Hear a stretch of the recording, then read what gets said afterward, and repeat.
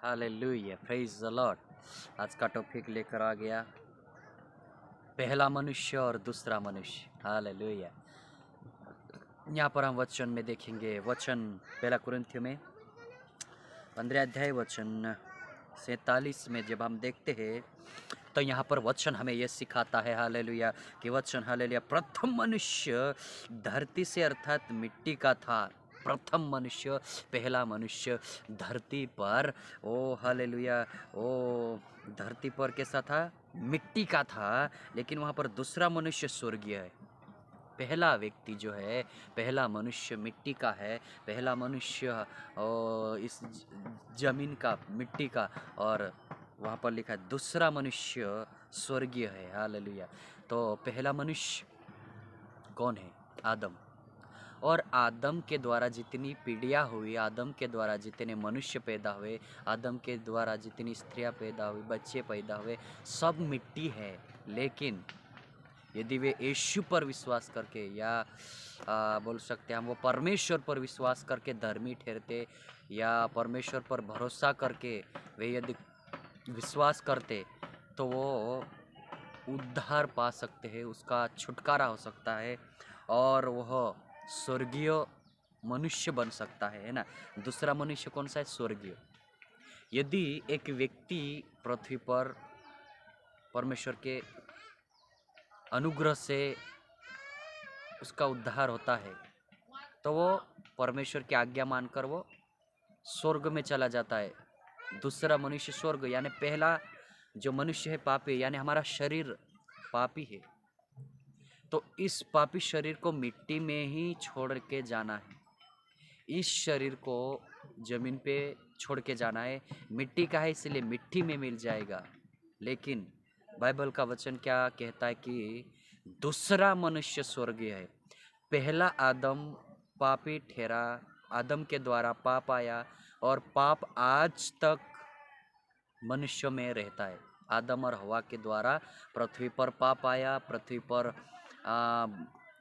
जमीन पर पाप आया। और दूसरा मनुष्य कौन है?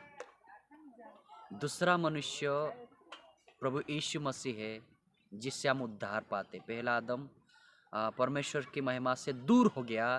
पहला आदम परमेश्वर की आज्ञा तोड़ के वो दूर हो गया, पाप का, भले बुरे का फल खाकर वो परमेश्वर से दूर हो गया। लेकिन दूसरा आदम या दूसरा जिसका हम कहते हैं यीशु मसीह, दूसरा मनुष्य, उसने वचन में लिखा है मनुष्य का पुत्र, ऐसा लिखा है। तो वो मनुष्य का पुत्र प्रभु यीशु मसीह दूसरा मनुष्य, वो स्वर्गीय मनुष्य है ना। दूसरा मनुष्य स्वर्गीय है। जैसा वह मिट्टी का था वैसा ही वे भी है जो मिट्टी के है ना। पहला आदम मिट्टी का था, तो जितने जन्म हुए वे सब मिट्टी के ही है और मिट्टी से बने और मिट्टी में ही मिल जाएंगे। लेकिन दूसरा मनुष्य यानी प्रभु यीशु मसीह है, जिस पर हम उद्धार पाकर, जिसके ऊपर हम विश्वास करके वो जीवन को प्राप्त कर सकते, जिस परमेश्वर ने हमारे लिए वो जीवन ठहराया है, जिस परमेश्वर ने हमें वो अनंत जीवन देने का वायदा किया, उस जीवन में ये दूसरा मनुष्य यानी यीशु मसीह ही उस स्वर्गीय स्थानों में हमें क्या कर सकता है? जगह दे सकता है, या उस स्थानों में हमें क्या कर सकता है? एक जगह दे सकता है। उस स्थानों में हमें क्या कर सकता है? जगह मिल सकती है या स्थान मिल सकता है। तो वो यीशु मसीह के द्वारा ही स्वर्ग राज्य यानी हमेशा का जीवन हमें मिल सकता है। हालेलुया। तो यहाँ पे देखते हैं कि दूसरा मनुष्य स्वर्गीय है, यानी हमारा शरीर तो मिट्टी का है, मिट्टी में चला जाएगा कि, लेकिन अंदर जो आत्मा है वो परमेश्वर के पास जाना चाहिए। ये जो आत्मा है वही खुदा यीशु लेने आएगा, वही आत्मा का उद्धार होना चाहिए, है ना।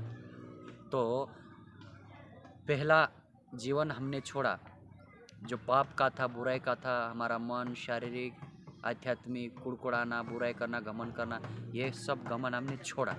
अभी दूसरा मनुष्य यीशु मसीह को ग्रहण किया, इसलिए यीशु ने हमारा उद्धार किया, यीशु को अंदर धारण किया, इसलिए हमारा नया जन्म हुआ है। यानी हम विश्वास करके उद्धार पाया, बपतिस्मा लिया, तो इसका मतलब हमारा नया जन्म हुआ है। इसलिए हम दूसरा मनुष्य के हिसाब में आते हैं, क्योंकि देखो मैं मर गया था और अब मैं जीवित हूँ। मसीह मुझ में जीवित है, हालेलुया। वो मसीह मुझ में जीवित है। मैं देखो मैं मर गया था, अब मसीह मुझ में जीवित है, ऐसा हम कह सकते। क्यों कह सकते?